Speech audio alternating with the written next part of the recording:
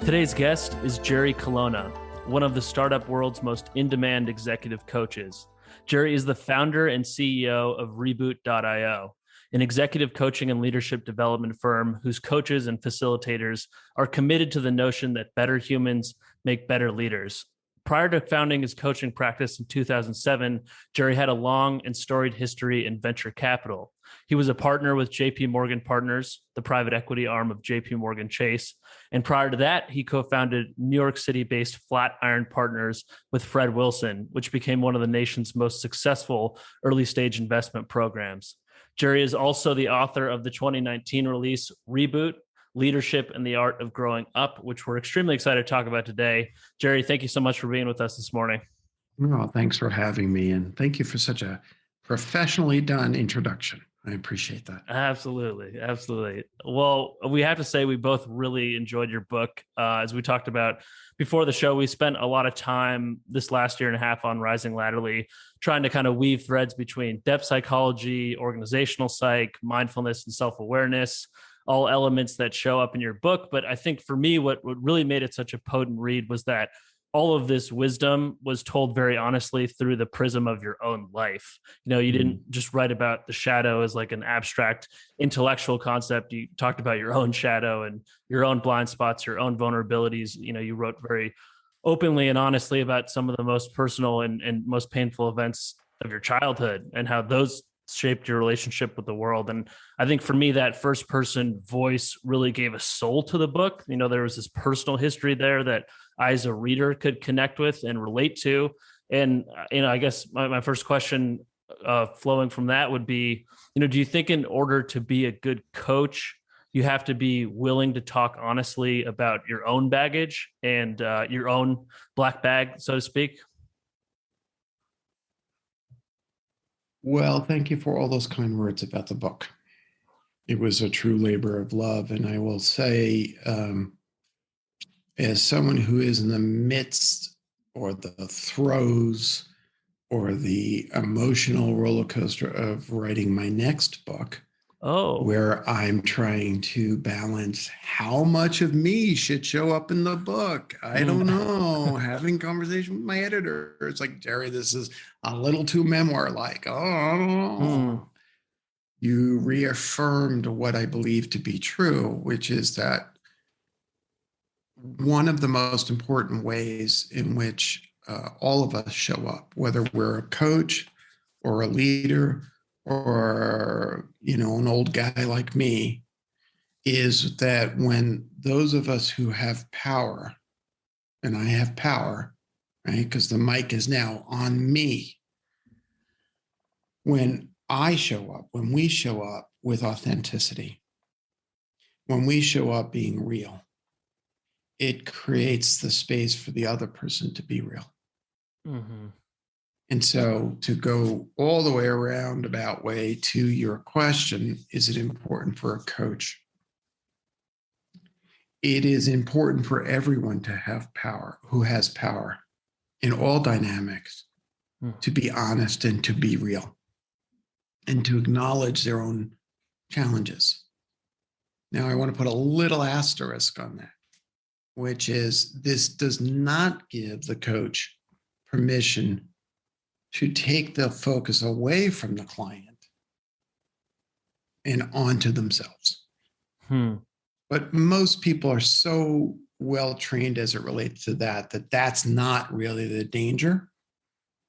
The more common problem is the lack of authentic presence on the part of somebody else, right? Whether it's your leader, whether it's your coach, whether it's your, you know, life partner. You know, everybody's hiding behind kabuki theater makeup and pretending to be real. Yeah. In a performative way. It's like, we don't need that nonsense. So, long-winded response to your question. That goes hand in hand with the thought of being able to accept your own imperfections as well, to be able to accept another person's imperfections. So you have to do that hard work on yourself, understand your flaws, realize that they exist, and then understand the universality around that. Yes, although I might frame it slightly different, Arden. Sure. What I might say is by allowing oneself to show up in acceptance of the fullness of who you are, you create conditions for everybody to show up in acceptance of who they are. And then we can get down to work and have some fun. Yeah. The reason I sort of altered that just slightly is that I really wanted to follow up on that notion that it is the responsibility of the person in the room who has the deck of cards, all of the playing pieces, to create the conditions for other people to feel safe. And when I show up and I deny, and I become finger wagging, and I explain to you all the faults that you have a very limited set of responses. You can collapse and say, oh, you're right, I'm terrible. Or you can get defensive, which is the normal stance, or you can get the heck out of there. Right? And the result is the same, a lack of true engagement. And that's a tragedy in our civil space. It's a tragedy in our businesses, our organizations, and it's a tragedy in our personal relationships. Two people bailing on each other doesn't create a healthy relationship. Yeah, no, that makes perfect sense. Certainly resonates. I think so much of being an effective coach or just being an effective partner in a relationship, from what I gathered reading your book, is knowing how to ask the right question and kind of towing the line between inquiry and inquisition. You talk about that in the book. If you ask the right question, as you say, you can give people a, quote, uncanny and unexpected sense of being truly seen. But when questions are not used well, they can feel like they're facing an inquisition, and threatens, as you say, quote, to break the fragile connection between us. So when you think about kind of towing that line between inquiry and inquisition with clients or with partners or with intimate relationships, how do you think you walk that line, Jerry?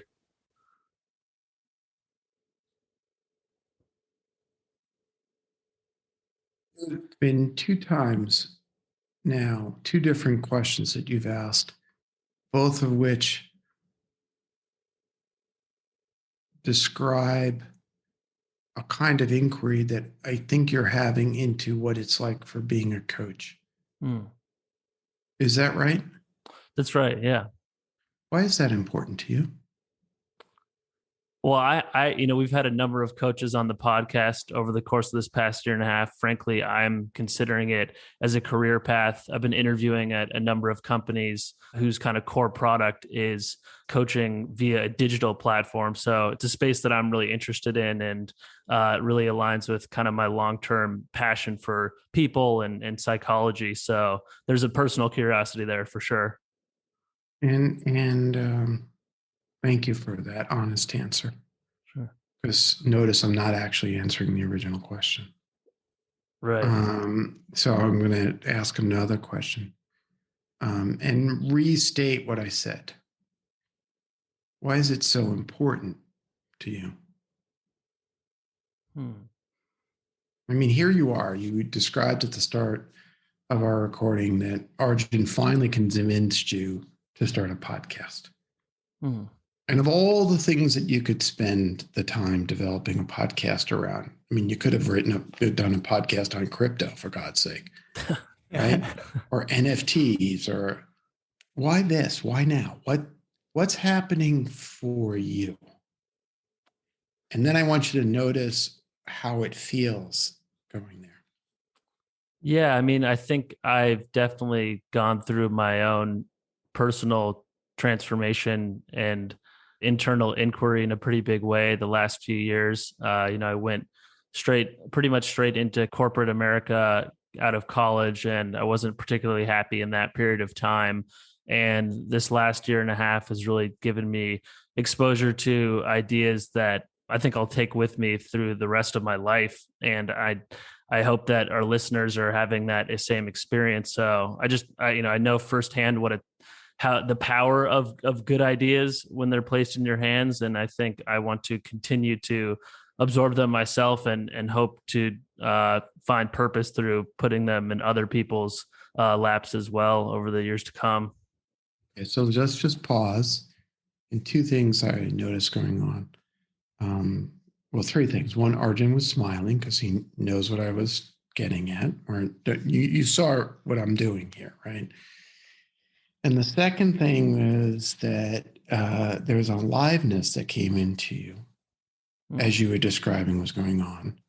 And then the third thing we noticed, and I'm curious about this, was twice in that response, you made reference to the listeners and to other people because you want to help other people.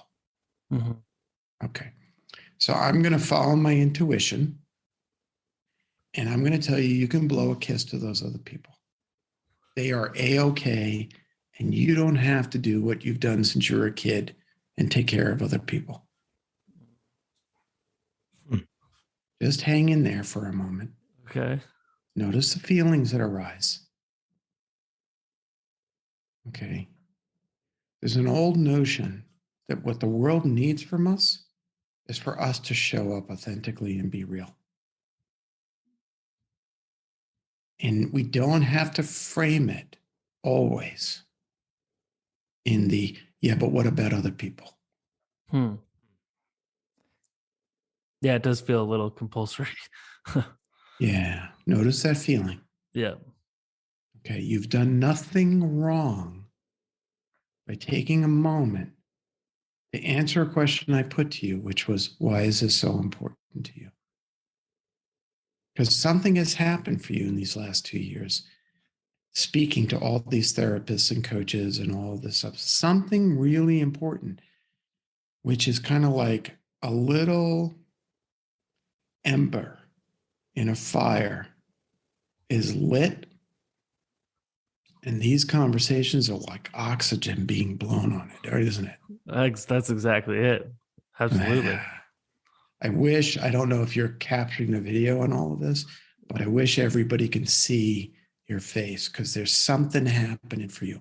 How are you feeling when I put together those questions and I shared my observations? How did it feel? Well, to borrow a word from your book, it's the aliveness. That's what I felt answering these questions, and that's what I felt through the experience of interviewing all these people. It's been truly been a thrill. It's a thrill right now talking to you. Okay, now go back and reread the sentence that you read to me from my own book about being seen. So even today, the questions I ask can be unsettling. When used well, people on the other side of the question can feel an uncanny and unexpected sense of being truly seen. Does that resonate now? It does. Yeah, it does. Okay. Absolutely. I just wanted to take a moment to demonstrate rather than to tell. I appreciate that. Yeah, absolutely. I guess my question for you would be then, how did you, well, I'm sure it's experience and having done this with a lot of people, but how did you kind of intuit the path to take with me in that line of questioning? What part of you is asking that question? I guess the same part that asked the first series of questions. Yeah. There's a little bit of, hey, master coach, how do you do that? Yeah, right. Right. So I just wanted to acknowledge that. So we're in the realm of non-kabuki theater. Mm-hmm. Yep. Right? Yep. Okay. So what's going on here? So there's part of what's happening is from this genuine place of inquiry, you are wondering, how does this happen?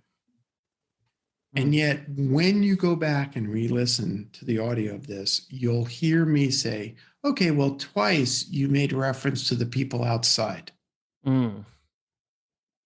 And you'll hear me note that your face shifted. And I said, I wish people can see it because because the blood rushed up to the top of your cheeks. Mm-hmm. And so part of what I was doing was using my own empathy skills to listen and put aside the fact that I am the sage on the stage, Mm. which that introduction did set me up for. I'm going to tell you all the wise things. God bless. I'm wise. So what? Who cares? Mm. There's a human being in front of me who matters. Mm. Thank you. Yeah. That's how I did it. Mm. Arjun, do you have thoughts on this? No, I've been let him off the hook. So I mean, I agree in a sense. Like, this podcast and this experience has made me feel or realize like all the areas that I've been lacking or the areas that I can improve. So I mean, the amount of self-reflection that's gone on over the last year and a half has been incredible. But at the end of the day, I feel richer as a result of it, because I feel like I understand the spectrum that exists out there in terms of like the human spectrum that exists out there. And that's allowed me to accept more. And just, again, kind of like, as you've alluded to in the book, throughout the book, which was like, you show up, you stand still, and you get through things. And I think only one of the ways that happens is if you have done enough work on yourself to realize like, we're all flawed, we're all human, but at the end of the day, like, who do I want to be? And what can I control? So, I mean, 35 things can come at you from the outside world. That gives you the opportunity to react a certain way, right? You don't, you know what I mean? Like, so what comes from you is in your control, but what comes at you is not. And understanding that has been really helpful. And understanding that has come about through reading books, having conversations, and just kind of understanding like, why am I even doing anything? What am I trying to do here? Which has also led to some other thoughts around like bringing value to the table and finding my function in each situation, right? Whether it's at home, at work, in society, like, what is my function in this situation? Sometimes that's sitting still and listening. Sometimes that's actually offering advice. Sometimes that's making someone smile. Sometimes that's giving someone a hug. Like, figure out your function in the situation is something that I've really been thinking a lot about. And I think a lot of that has come from conversations like this and reading books like yours, and just realizing a lot of this is just like growing up into an adult. So thank you for sharing all of that, Arjun. There's a lot in there. And I'm just going to follow the same line that we've been doing so far, which is give you a little bit more of my coach-like reactions, which honestly are just the me reactions, right? I had this picture in my mind while you were speaking of the months just before the podcast launch. I had this picture in my mind just before you reached out and said, hey, let's do this show. And it was of a young man trying to figure out what his function was. And you kept using the word function, which is a really curious word, because what is something that is not functional? How much value? See these words? Yeah, now you're like, right. No, that's why I use the word function, because I think there's a connection to the word value that way. Okay, so what happens if you end your days not having added value? What happens to Arjun? So that's an interesting question. And one tactic I'm using to get through days that are seemingly tough, or it feels like I could do nothing right, is I look at my family, like I look at my wife and I look at my dog, and then I realize like this is the stuff that's really important, right? Being a great husband, being at this point a good dog dad, like being a friendly neighbor. I think these are ultimately things that lead to being a quote unquote successful human. It kind of goes back to the idea of how am I reacting to things? Am I reacting to things anymore? You know, back in the day, years ago, I think the biggest issue I had was quick reactions. That I think has really dwindled and changed. And so it's like you just kind of remind yourself of the things that are important and you kind of reframe what it means to be a successful person. So that's again, yeah. When you joined the private equity firm, before all this, why did you join them?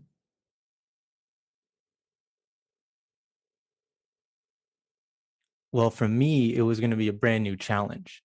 I had never been in a role that was so early at a company. Really the only experience I had was in big corporations. And when I look back on my existence, did I experience it to the most full potential that's out there? And so it's like, let me experience more things that I have yet to experience and fill my life with more memorable events so that when I reflect, it feels like I actually lived a more complete life as opposed to just going through each day. Do you remember in the book in chapter 9, I talk about encountering that toppled over oak tree. And then I tell this story, I project onto the tree all of this life. And I talk about that tree as symbolic of someone who has spent most of their life sheltering those underneath it, but that the limbs are twisted and gnarled by actions taken and untaken. And I'm seeing myself, obviously, as I look at that tree, and answering the question that I opened that chapter with, which was, am I a good man? Right. Have I lived a good life? Right. That imagery comes to mind when I hear you asking what you're asking, Arjun. And what I see you trying to do, and I could be wrong here, so correct me, is having gone down a path of being functional, realizing at some point that there's more to it, that you know, that when you end your days, whenever that shall be, that you want to look back and say, good job, sir. You done good. Yeah. And done good means more than just being of value. Or that the definition of value includes being a full, robust human being with loves and loss and tears and laughter and joy and sadness and the fullness. What John Kabat-Zinn once wrote, full catastrophe of living. Yeah. Right? The aliveness of all of it. Yeah. Yeah. Yeah. It reminds me of one of the ideas in your book around, I really liked the chapter on creative output and making an effort not to self-identify with your creative output, whether you're a musician or an artist or you're building a company. You know, we can have the tendency to stake all of our worth in this creation, but there's always some kind of distance between the creation and the person itself. And regardless of the, the quality or the survival of the creation, like there's still an inherent sense of worth in the person, and the people in your life that care about you deeply probably care about the person much more so than the output of that person. At least that's how I took it to be. I think that part of the challenge, especially for high achievers like the three of us, part of the challenge is that we get so much external affirmation over those achievements that we very early on start to use that to quiet that negative voice inside of ourselves that says that we are nothing, that we are unworthy. And as you know from my book, I say unworthy of love, safety, and belonging. And it's kind of an addictive drug. Mm-hmm. And the resilience that I think you're both seeking is the resilience to be able to say, I am good regardless. I am good even if I don't create value. I am good even if I am not functional. I am worthy of love, safety, and belonging, even if I don't go out and rescue all those people who are heartbroken as a therapist or a coach. I am good. And if I can hold on to that, shh, don't tell your brain. We're going to play a trick on it. If I can hold on to that, I'll end up being a really good coach, a really good therapist, a really good business leader, a really adult human.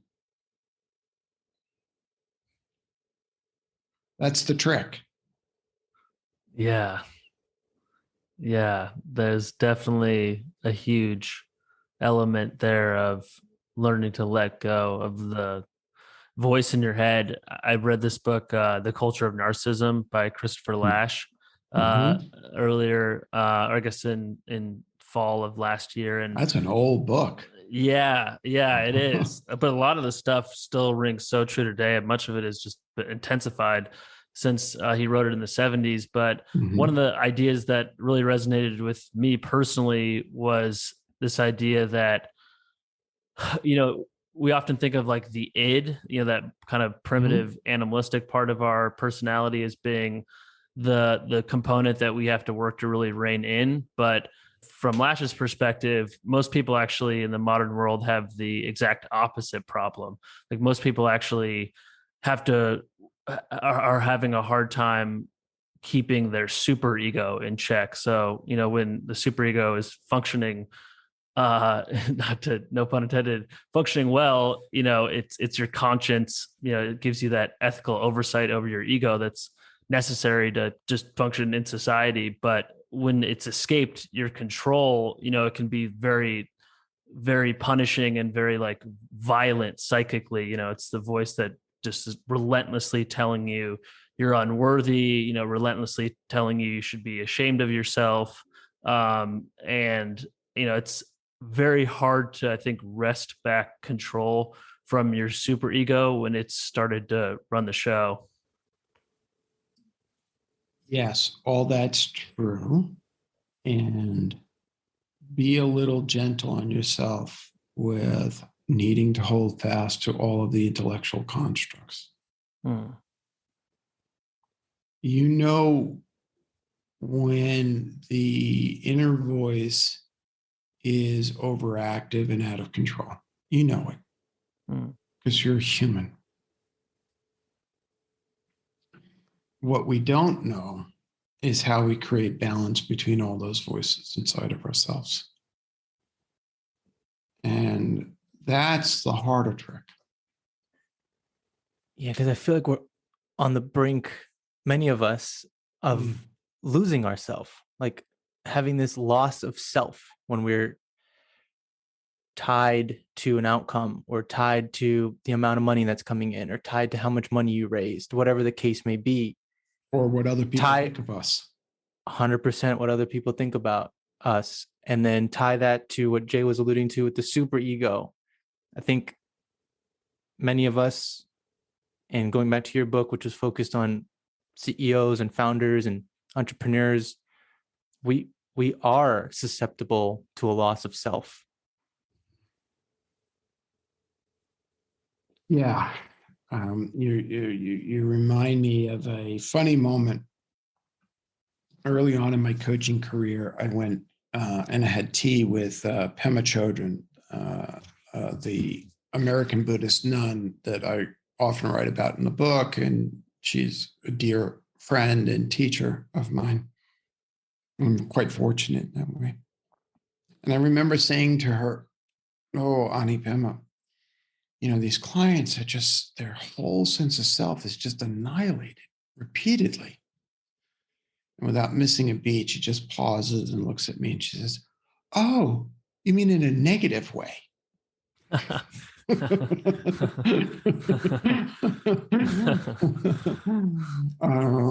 So to explain, in Buddhism, the preservation of the sense of self is part of the problem.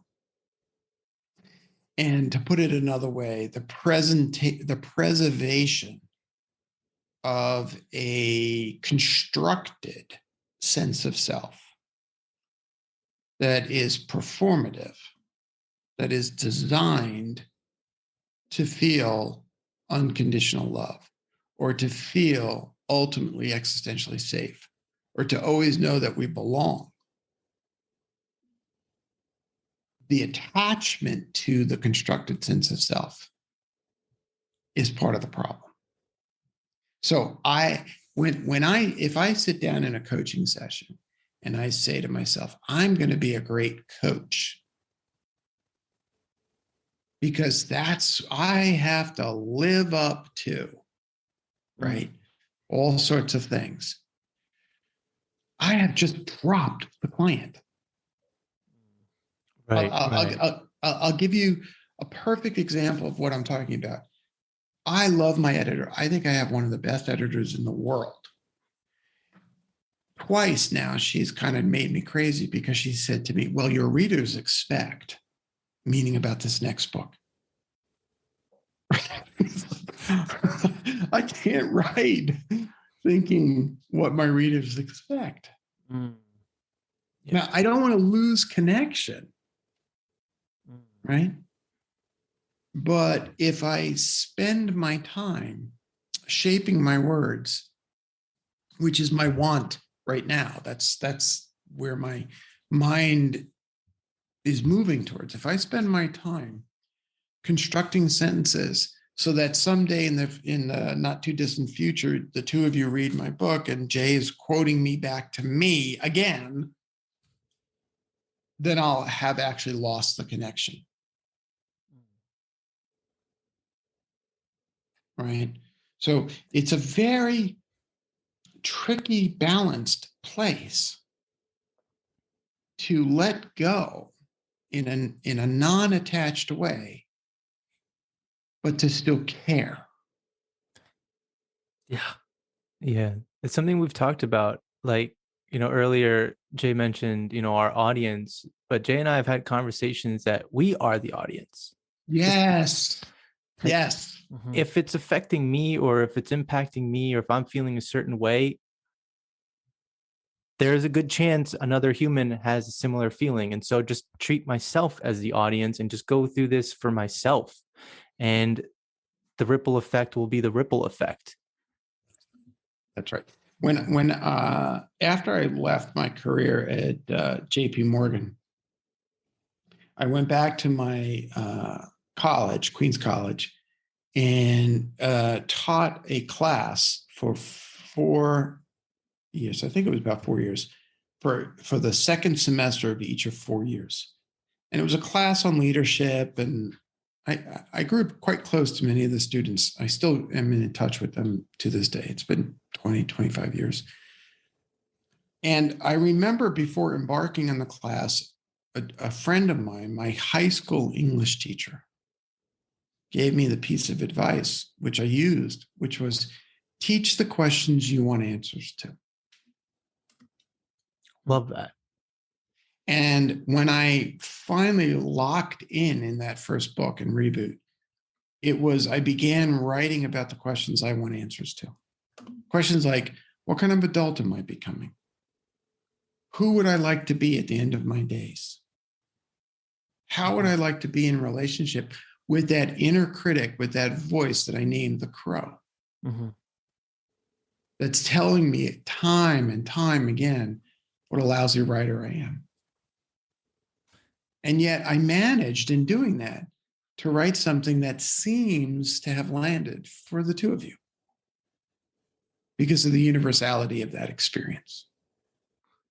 Absolutely. Yeah. And I mean, going back to my earlier comments around part of it landing because there was so much depth there around your own personal history. I think what it really opened up for me was that like everyone has a different shadow. Everyone has different kind of psychological problems that emerge from their own childhood and the uniqueness of their own childhood. But most everyone, I would say, has that inner critic in some form.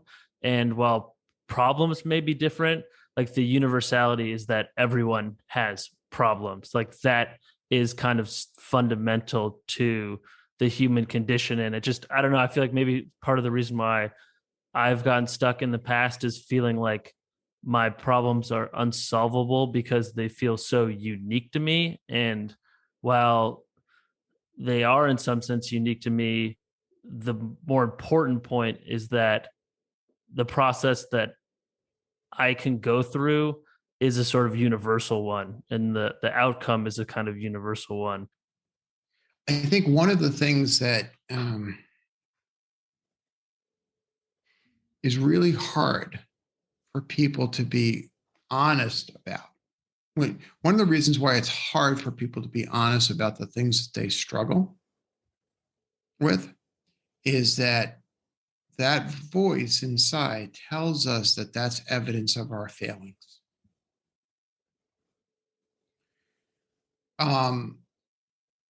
And as I described, there was a fundamental shift for me when I realized that that is not evidence of my failing, but evidence of my humanity. Yeah. And the specificity with which I try to write about my struggles, rather than putting people off by saying, well, that's just Jerry's experience, I can't relate, actually has the opposite effect, which is, well, it may have been different. I can fully empathize with that person. Exactly. And so one of the themes of the new book I'm working on is something that occurred to me for the years since the book has come out, which is a simple phrase which I think you'll relate to. People repeatedly come up to me, even today, and say, your story is my story. That's a profoundly important realization, that we all share elements of the story. We all share an experience of being heartbroken and wounded. And we all share the possibility of rising above that. And isn't that interesting in how it creates the connection? Yeah. And to take that one step further, you mentioned, your story is my story. There was a portion in your book where you talked about where you were in a client meeting and you just had it and you're like, hey, why do you always need to be right? And then the lady opened up and she's basically alluded to the fact that almost every night growing up, she had to confront her father or her parents and just get grilled on like how the day was or what was done that day. And if she didn't answer it correctly, there was repercussions of that. And so fast forward 20, 30, 40 years later, she's still struggling with always having to be right because of having gone through that experience when she was younger of being grilled about it. And so I wanted to share that because, first of all, I feel like that resonated, like hit home personally, but then also for other people to realize, oh, I shouldn't have said other people, but it hit, you know what? It resonated with me. I'm going to just leave it at that. Tell us the story, Arjun. Settle into your body and tell us the story. Oh, I mean, just growing up. What was it like for you? Oh, I mean, I think growing up in an Indian household, you realize that what matters are things like getting great grades and always being busy, always doing something related to like academics. And while I was allowed to have fun, like go out and play, and I used to play every single day, I feel like it was more like get they'll never take away your knowledge. That was something that was said all the time. Like you can just keep studying. And I think that was just the way that my folks knew how to operate, considering the culture. But going back to like, why do you always need to be right? It's like, because if I wasn't, it would be a rough night. Like it would be like, there'd be questions like, do you got an 88 on a test? Where are the other 12 points? And it's like, in the moment, you don't even know what to say. But looking back, it's like, was that question necessary? Could there have been like other ways to like support and show that, hey, an 88 is still like a B plus? Like, all right, great. Like, yes, there's room for improvement. Not the end of the world, though. So you just said something that I want to circle back to. They can't ever take away the knowledge. Yeah. Okay, Something along those lines. Yeah. Right. If you get well educated, something bad can't happen to you. Yeah. All right. We're going to time travel. Did you grow up in the States? Yeah. Luckily, I was born here. So I'm a natural born citizen. Where did mom and dad grow up? India. What state? They're from Delhi. What caste? I'm unsure about that answer. I'm not sure. Yeah, notice the connection, what's happening right now. What did their parents experience? This. What? Say more. What do you mean this? This type of questioning, and is it pressure? What do you know about their livelihood? It was hard. How so? Just the culture there is different. I mean, it is all more. Okay. So it's more like memorization versus application. Sure. How did memorization keep grandma and grandpa safe? See, if you have it, they can't take it away from you. Grandma and grandpa were probably children when the British left. Oh, we're going there. Okay. Oh, we're going to the roots. Yeah. Remember the whole notion of subroutines? No. There's a massive computer science engineer programming a language which says, you better not have it taken away from you. It is existentially threatening to have whatever you have taken away from you. You're smiling. Is this resonating? Yeah, but you know what I'm smiling about is this is the first time I'm thinking about it from that perspective. I get that it sucked to be on the receiving end of, I got an 88, what happened to the other 12 points? I get that. It does suck. And you're right. It does fuel a kind of relentless, unbearable perfection. And notice how your body is feeling right now. Tell me some words. What is your body feeling as we've time traveled? I more relaxed than I thought I would be, but yeah, I mean, the heart's beating a little bit, and yeah, a little scary and a little lighter, a little relief, like, oh, we're gonna go there. Yeah. we're going to connect the dots so that we could actually go back in time and understand why dad was the way dad was, or why mom was the way mom was. Your grandparents, to use a term, were midnight's children. Right? You know the book, Salman Rushdie? No, this is new to me. I've heard of the author, but okay, this is the story of what happened when the British handed over independence. Wow.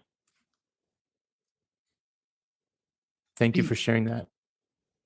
I don't know 100% if that's part of what's going on here. I want to be careful of not presenting it as if that.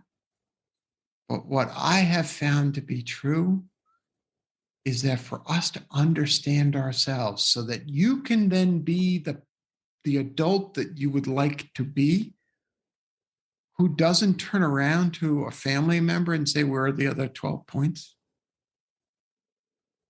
And you break the lineage of that,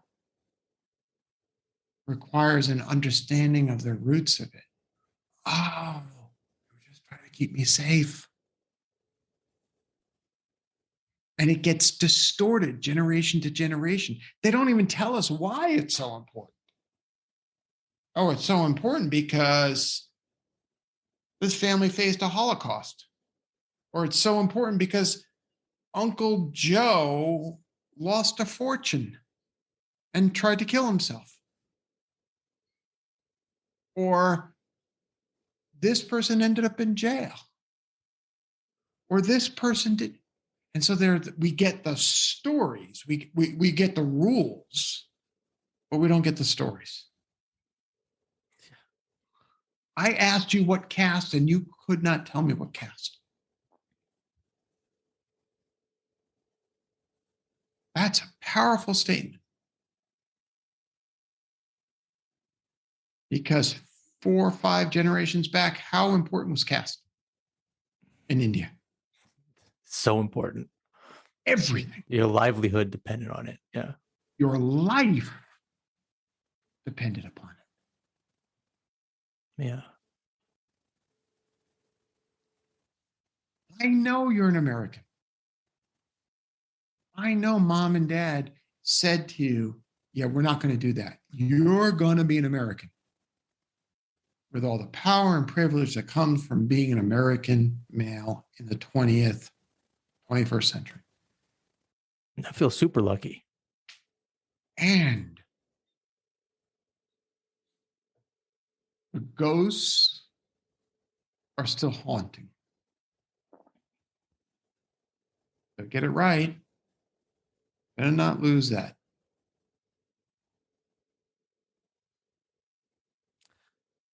Well, I love you, Mom. Love you, Dad. Yeah. Because they wanted the best for you. Yeah, 100%. That is something I truly do believe. And the way I've always thought about it is like, oh, they did that because that's all they knew. But this is now introducing me to like, there's more to know. Yes. Yeah. Amen. One of the animating questions of my new book is, what is it you don't want to know about your family? Oh, we're not going to go there. One of my favorite questions from your book, one of my favorite questions from the Reboot book was, what needs to be said that isn't being said? And the other one is, what am I doing? Like, how am I complicit in the situation that I'm trying to avoid? That to me is another powerful one, because it's like, yeah, it's about, instead of pointing the fingers, point the thumbs at yourself a little bit. Well, it's a little bit more sophisticated than that. That's why I use the word complicit, not responsible. Complicit implies accomplice. I'm helping. I'm driving the getaway car and the bank stick up. I'm not putting the gun in front of the face of the cashier. And those two questions, what am I not saying that needs to be said? And how have I been complicit in creating the conditions I say I don't want? Those two questions go together. Because oftentimes the way we're complicit in creating the conditions we say we don't want is by not talking about the things that need to be talked about. Hmm. Yeah. So everybody in a family structure, we get into this sort of collective silence. Nope, nope, nope. We're not going to talk about the fact that grandpa got beaten. Da, da, da, da. We're just not going to talk about it. Yeah. This is in the past. And yet we then repeat patterns again and again and again and again. And we construct a story. And the story is, I wasn't good enough. That's why getting an 88 wasn't good enough. It goes to show, even between the closest people, infinite distances exist, as you Amen, mentioned in your brother. book. Yeah. Amen, brother. Yeah. Just, I know we're kind of at the top of the hour, but I just wanted to connect that to the story you told about your son and how you went and saw a movie together that really deeply affected you and brought you to tears. And he very wisely kind of, after the movie, asked that you tell him why those emotions came up, because if you were mum about it, then he was, in lieu of your answer, he was going to make up bad things about himself. And I think that that I just read that, I was like, wow, that was obviously really insightful for a kid to be able to produce that thought. But even more than that, it just landed with me, like thinking about my own childhood, but also thinking about the kind of person I want to be in relationships going forward. And, maybe a father one day far in the distance, like, people fill in the gaps if you're not transparent about things. And you run a risk when you don't talk about things that need to be talked about. That's exactly the point. And to give Michael credit, he's now 25. He was 13 when he said to me, Dad, you might as well tell me what's going on, because if not, I'm going to make shit up and it's going to be negative about me. Mm-hmm. And you're right, Jay, to make the connection. If mom and dad had told Arjun that when he gets less than 100, it scares them because it reminds them of the struggles that they experience. And they love him so much that they don't want him to suffer. At least he didn't have to fill in the blank and say, I better get perfection, otherwise they're going to criticize me. Right? And all of the stress and all the attachment of ego to an accomplishment of a goal. But they protected you from the knowledge. That's what the motivation was. We left it back in India. We don't need to bring it back here. The ghost came with you. Yeah. It's another thing, right? I think I read in your book, it's like, even when you think you're alone, your ghosts are still there, whispering in your ears. Yeah.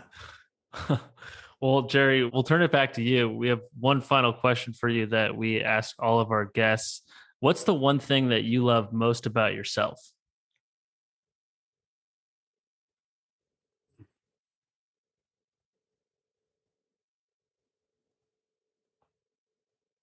I love it when I allow myself to really listen,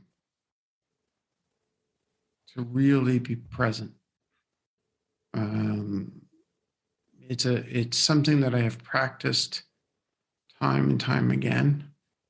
And I come away feeling alive, having truly seen somebody, truly heard them. I feel like even today, I feel like I got to see and know the two of you, each of you as individuals. And that feels like a deep and profound privilege. Privilege is ours. It's just to be sharing space with you, and thank you for having us self-reflect like this. Yeah, you're welcome. A super powerful, super honest hour. So we really do appreciate you being here with us today, Jerry. Thank you. You got it, my friends. If you enjoyed this episode, you can sign up for the Rising Weekly newsletter sent out each week. Every Friday, we expand on the episode with insights, recommendations, and more. You can sign up at risinglaterally.com. Thank you.